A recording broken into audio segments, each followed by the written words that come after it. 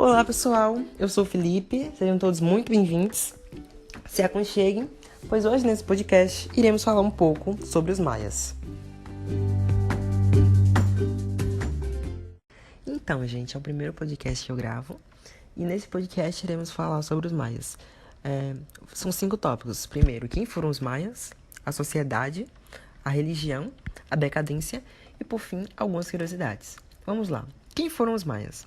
Os maias, eles foram uma civilização mesoamericana e pré-colombiana que ficaram conhecidos por ter alcançado o auge entre os anos 250 a 900 d.C.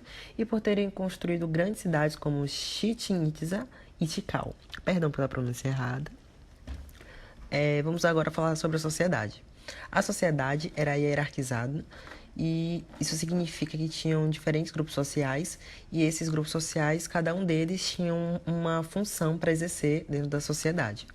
Então, quais foram esses grupos? O rei, a nobreza, o sacerdócio religioso, chefes militares e administradores do império e o maior grupo e a base da sociedade. Então, o rei, como se sabe, era a autoridade máxima de cada cidade-estado. A nobreza era composta pela família real, que era responsável pelo cargo, por todo o cargo relacionado às cidades-estados, e não tinha centralização política, o que fazia com que o império fosse sem fronteiras, tornando o império sem fronteiras estabelecido. O sacerdócio religioso ele era responsável pelos conhecimentos e pelos cultos.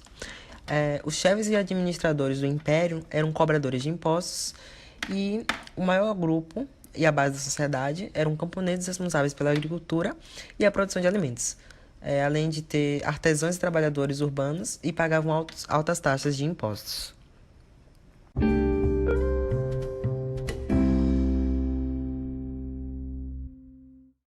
Dando seguimento, vamos falar agora sobre a religião.